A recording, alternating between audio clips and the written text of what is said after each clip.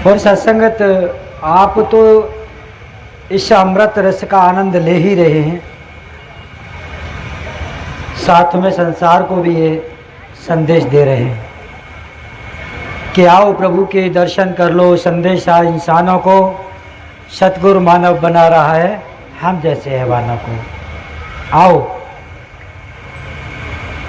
जिस लक्ष्य के लिए ये मानव जन्म मिला है उस लक्ष्य की प्राप्ति कर लें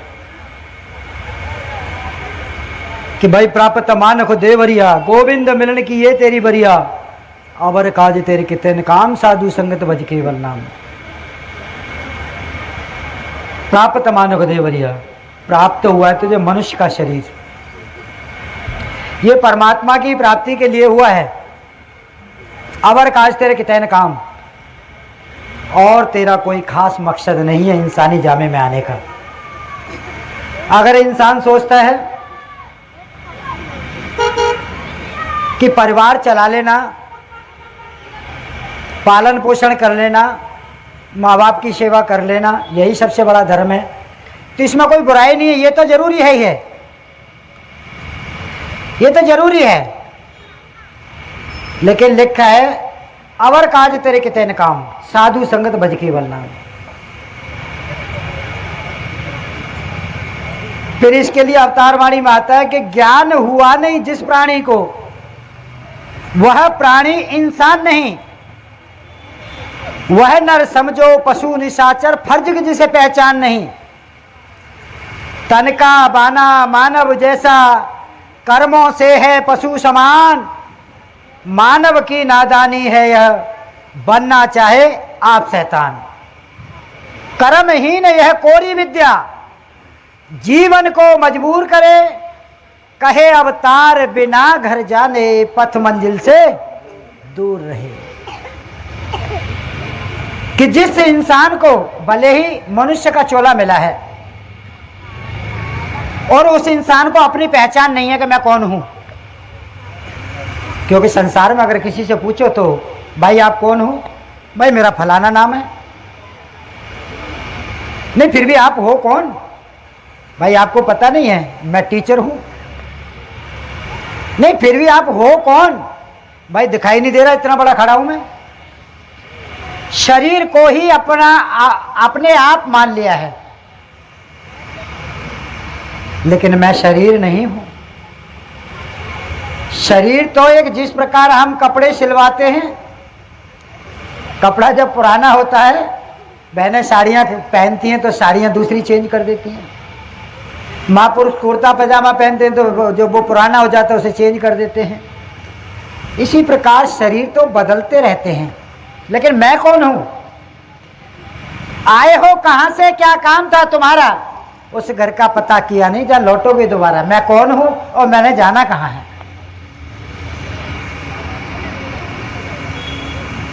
यही तो मेन मकसद तो यही है कि मैं कौन हूं। अपनी पहचान ना होने के कारण इंसान इस संसार में आए इंसानी रूप में, लेकिन बिना कोई छाप छोड़े हुए, बिना संसार को कोई सौगात दिए हुए गुमशुदगी में ही चला गया। कितने ऐसे हैं कि सत्संगत माँ के रूप में, बाप के रूप में, बेटे के रूप में, भतीजे के रूप में, फूफा के रूप में, पता नहीं किन किन रूपों में आए, लेकिन साल 2 साल याद किया उनको, उसके बाद खत्म, कहानी पता ही नहीं कहां कौन था। और ऐसे भी हैं जिनके नाम हैं आज, क्योंकि उन्होंने अपने आप को जाना, अपनी पहचान ढूंढी। जैसे आज संत हैं रविदास जी, कबीर दास जी, तुकाराम जी, और सत्संगत बहुत सारे संत हैं, आपके नानक साहब जी, बहुत सारे संत, सूरदास जी, जितने भी ब्रह्मवेत्ता महात्मा हैं, उन्होंने अपनी पहचान परमात्मा को जानकर अपनी पहचान की। आज निरंकारी मिशन कोई अलग नहीं बता रहा, वही पुरानी बात बता रहा है। जिस प्रकार आप स्कूल में देखते हैं कि स्कूल में 1 के बाद 2 आता है, वही पढ़ाई जाती है बच्चों को, 1 2 3, इससे अलग कोई पढ़ाई नहीं हुई। वही 10 तक गिनती पहले थी और आज भी हैं। पहले टीचर 50 साल पहले थे, वो भी यही पढ़ाते थे, लेकिन आज के टीचर भी यही पढ़ाते हैं। ब्रह्म ज्ञान यही पहले था और आज भी यही है। निराकार नाम इसका ग्रंथों में दर्ज है और निराकार के बारे में जानकारी दी गई है ग्रंथों में। और वही ज्ञान आज समय के रहबर सतगुरु माता सुदीक्षा शविंदर हरदेव जी दे रहे हैं। अपनी पहचान ही परमात्मा की पहचान है। आओ आओ रब के दर्शन कर लो, परमात्मा के दर्शन कर लो। यही आवाज दे रहे हैं संतों के माध्यम से। लेकिन संसार में है कि सत्संग, तो मेरे ख्याल से आवाज तो बहुत कानों में जाती होगी, लेकिन इनका काम है जी, ये तो सत्संग ही है। सत्संग कोई मजहब नहीं है। कोई सोचता हो कि ये मजहब है, कोई मजहब नहीं है। सत्संग ये निरंकारी सत्संग विचारधारा है। ये परमात्मा की जानकारी देकर हमारे विचारों को बदल देता है। परमात्मा की जब जानकारी हो जाती है, परमात्मा के दर्शन हो जाते हैं, तो परमात्मा ऐसा नहीं है कि मैं आंखें बंद कर लूं तो दिखाई देगा, अन्यथा नहीं दिखाई देगा, या आंखें खुली रखूं तो दिखाई देगा, अन्यथा नहीं दिखाई देगा। ऐसा नहीं है। आंखें बंद हो या खुली हो, इसका दर्शन होता है। और ये ऐसा नहीं है कि थोड़ी बहुत देर के लिए दर्शन हो गए उसके बाद गायब हो गया, ऐसा भी नहीं है। ये हमेशा सदियों से है और आज भी और आगे भी रहेगा। हरि व्यापक सर्वत्र समाना, प्रेम से प्रकट होत में जाना। परमात्मा हरि निराकार खुदा अकाल पुरख वाहिगुरु गॉडफादर जीसस, जिसे अनेकों नाम से संसार में मानते हैं, ये बराबर अवस्था में हर जगह कड़-कड़ में व्यापक है। परमात्मा से कोई जगह खाली नहीं है। सुई की नोक रखने तक के लिए जगह खाली नहीं है। ये हर जगह समाया हुआ है। बशर्ते मेरी आंखों के सामने एक मोतिया बिंद के समान पर्दा पड़ा हुआ है, जिसके कारण ये परमात्मा हमें नजर नहीं आता। फिर वो हमारी रामायण की चौपाई कहती है कि जो जाने ही सो दे ही जनाई, जानती तुम ही होए जाई। ये मैं नहीं कह रहा, ये वेद ग्रंथ कह रहे हैं इस बात को कि जो जानता है वो जना देगा तुम्हें। जो जानता है वो तुम्हें जना देगा। और जानने के बाद तुम ही यानी तू ही नजर आएगा, मुझे परमात्मा ही नजर आएगा। जो जाने ही सो दे ही जनाई, जानते तुम ही हो जाई। कि हमें परमात्मा को ढूंढने की जरूरत नहीं है, इसको ढूंढने की आवश्यकता नहीं है। अगर हमें आवश्यकता है तो जो परमात्मा को जानता हो उसकी जरूरत है हमें। परमात्मा को जो जानता हो उसकी जरूरत है। मीराबाई थी, कितने महीनों साल गुजरते चले गए, कहां कौन गली गयो मेरो श्याम। जब भेद को जानने वाला मिल गया उसको गुरु रविदास जी के रूप में, तो वही मीरा थी, शरीर वही था, लेकिन बोल बदल गए। कैसे बदल गए? पायो जी पायो मैंने राम रतन धन पायो, बस तो अमोलक दी मेरे सतगुरु कर कृपा अपनायो। वही मीरा थी, शरीर वही था, सब कुछ वही था, लेकिन उसका बोल बदल गया। बोल किस कारण बदला? गुरु के कारण। अब गुरु ने सत्संगत हमें ये पाठशाला दे दी है। ये क्या है? हमारा स्कूल है। जैसे स्कूल में पढ़ाया जाता है आ से अनार, आ से आम, 2 एकन 2, 2 दूनी 4, बच्चा सीखता है। बच्चे सारे क्लास में बैठे होते हैं, पढ़ाई एक ही होती है। और ये और ध्यान रखना, उसमें कुछ बच्चे अव्वल आते हैं डिग्रियां लेके आते हैं, कुछ बच्चे फर्स्ट में आते हैं, कुछ सेकंड में आते हैं, कुछ थर्ड में आते हैं, और कुछ बिल्कुल ही रह जाते हैं। ये अपने अपने अंदर ग्रहण कर लेना किस कारण वो पीछे रह जाते हैं, क्या कारण है जिसके कारण वो पीछे रह जाते हैं। पढ़ाई तो एक ही पढ़ाई जा रही है, सबको एक ही पढ़ाई पढ़ाई जा रही है। ये पाठशाला है, इसमें सबको एक तरह से, सबके लिए, कोई किसी अलग महात्मा के लिए कोई अलग विचार नहीं आ रहे, सबके लिए एक ही है। और ये विचार किसी मुन्नालाल के नहीं है। दास जब भी सत्संगत विचार करता है तो उससे पहले सतगुरु माता जी के चरणों में प्रार्थना करता है, हे माता जी मेरी तो कोई औकात नहीं है, आपने कृपा करनी है, आपने बोलना है। तो सत्संगत ये यहाँ सतगुरु का विचार करते हैं महात्मा। टाइम कितना हुआ?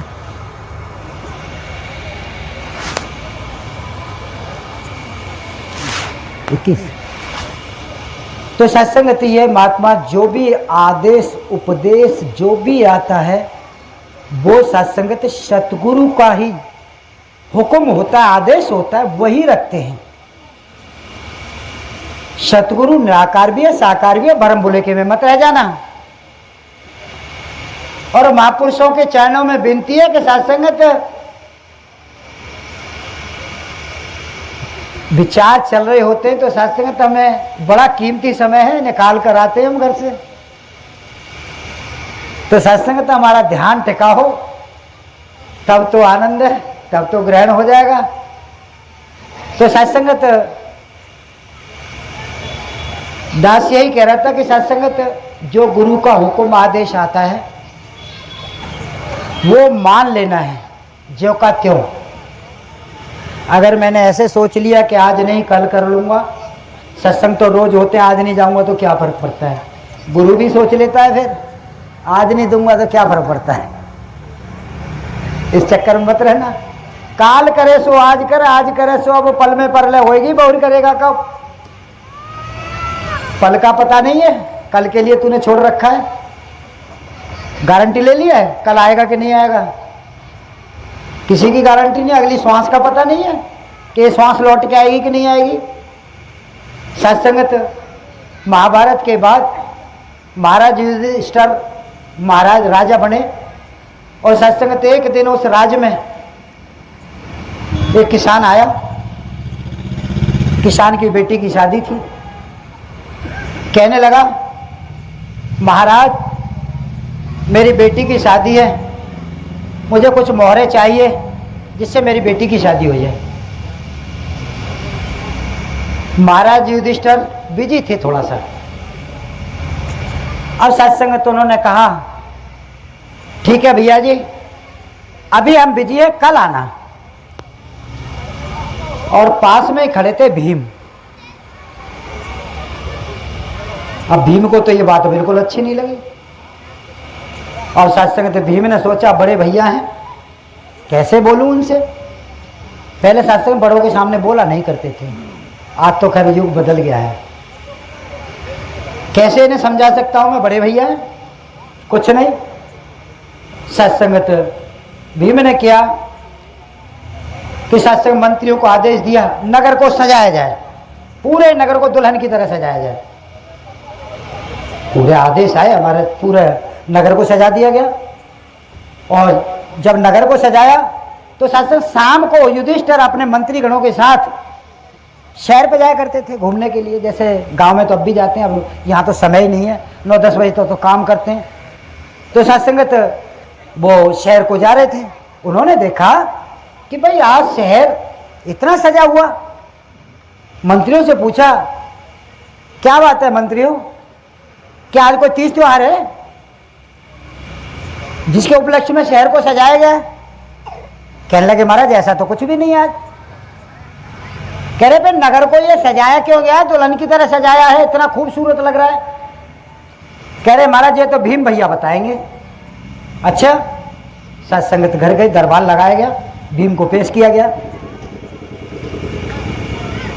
हाँ भीम, आपने नगर को सजवाया है, क्या कारण है? तो सत्संगत भीम वहीं से शोर मचाते गए, भैया बधाई हो, बधाई हो, बधाई हो, बधाई हो। और सत्संगत धर्मराज युधिष्ठिर चौंक गए, क्या बात, किस बात की बधाई हो? तो कहने लगे भाई बधाई किस बात की है? कहने लगे महाराज अब आप 24 घंटे तक मर नहीं सकते, ये गारंटी आपने लिख के दे दी है। आप 24 घंटे तक मर नहीं सकते, जब तक वो किसान को आप असर मोहरे नहीं दे दोगे तब तक आप मर नहीं सकते। अब आपने गारंटी लिख के दे दी उसको। सत्संग युधिष्ठिर को एहसास हुआ कि अगली श्वास का तो पता नहीं है, और मैंने उसको कह दिया कि तू 24 घंटे बाद यानी कल आना। उन्होंने कहा किसान को अभी बुलाया जाए। सत्संग किसान से माफी मांगी और उन्होंने उसकी मदद की। कहने का मतलब यह है कि सत्संग तो अगली श्वास का तो भरोसा नहीं है। संसार में कहो किसी भैया सत्संग कर लो, परमात्मा को जान लो, अपनी पहचान कर लो। अरे भाई साहब ये कोई उम्र है हमारी सत्संग करने की? ये कोई भक्ति की उम्र थोड़ी है। अरे भैया कहते बुढ़ापे में भक्ति होती है वो गीत नहीं आता कि सत्संग कर ले भरी जवानी में बुढ़ापा किसने देखा है? कोई पता नहीं है, अगली श्वास का भरोसा नहीं है। और हामी भर रहे हैं हम, मतलब 50 साल की 60 साल की। इसीलिए सत्संगत काल करे सो आज कर, आज करे सो अब, पल में परलय होगी बहुर करेगा कब, कोई पता नहीं है। श्वासों का क्या भरोसा, रुक जाएं चलते चलते। ये श्वास जो अंदर गई है ना, महात्मा तो कहते हैं 4 दिन का जीवन है, 2 दिन का जीवन है, गीत भी आते हैं। 2 दिन का भी नहीं है। कभी किसी भरोसे में मत रह जाना कि 2 दिन का है, ये गारंटी लिखवा के लेने नहीं लाए। जीवन सिर्फ इतनी देर का है कि श्वास अंदर गई है, ये वापस आएगी कि नहीं आएगी इसकी भी गारंटी नहीं है। इसीलिए सत्संग अपनी पहचान, अपने लक्ष्य की प्राप्ति कर लो। और ये वादा करके आए हो गर्भ में, ये ग्रंथ भी कहते हैं कि आप वादा करके आए हो गर्भ में माँ में, क्या ये परमात्मा मुझे इस नरक से बाहर निकाल। ये बहुत बड़ा नरक है, माँ के गर्भ में जन्म, पनपना, फिर जन्मना, फिर मरना, जन्मना, फिर मरना, ये इससे बड़ा नरक है ही नहीं। पर प्रार्थना करता है इस प्रभु से, हे प्रभु मुझे बाहर निकाल इस नरक से, मैं तेरा नाम लूंगा, मैं तेरा सुमिरन करूंगा, मैं तेरा ध्यान करूंगा, मैं तेरे दर्शन करूंगा। लेकिन यहाँ मायावी दुनिया में आकर सत्संग तो माया की चकाचौंध में इसी को भूल जाता है, अपने लक्ष्य को भूल जाता है। और फिर सत्संगत आप जैसे संत महात्माओं के रूप में आवाज। सत्संगत शराब चलना है आपको पता ही है। सत्संगत दास गीता पढ़ी दास ने, तो दास अपनी तरफ से नहीं कह रहा, जिनको भी आवाज जिनके कानों में जा रही है अगर उनको गलत लगे तो गीता में देख लेना, प्रमाण दूंगा। 18 तो 9 नंबर अध्याय है, 9 नंबर अध्याय है और 25 नंबर श्लोक है। तो सत्संगत उसमें दास ने पढ़ा था कि उसमें लिखा था पितरों को जल देना क्या सही है या गलत है। तो सत्संग तो उन्होंने भगवान श्री कृष्ण का वो अध्याय, वो जो श्लोक है वो खोला उन्होंने और लिखा हुआ बाकायदा दिखाया उन्होंने, फिर सुनाया उसको कि जो पितरों को पूछता है वो पितरों में जाता है, जो भूतों को पूछता है वो भूतों में जाता है, जो पत्थरों को पूछता है वो पत्थरों में जाता है, और जो पेड़ों को पूछता है वो पेड़ों में जाता है, और जो मुझको पूछता है, भगवान श्री कृष्ण कह रहे हैं इस बात को कि जो मुझको पूछता है वो मेरे में आता है, मैं उसको अपने में समा लेता हूँ। अब सत्संग तो भगवान श्री कृष्ण का विराट रूप संसार में सभी को पता है, वैसे तो महाभारत सभी ने देखी है, गीता सार सभी ने देखा है। तो सत्संगत भगवान ने विराट रूप अपना दिखाया अर्जुन को, वही विराट रूप आज समय के रहवर सतगुरु माता सुदीक्षा सबंदर हरदेव जी दिखा रहे हैं और अपनी पहचान करा रहे हैं।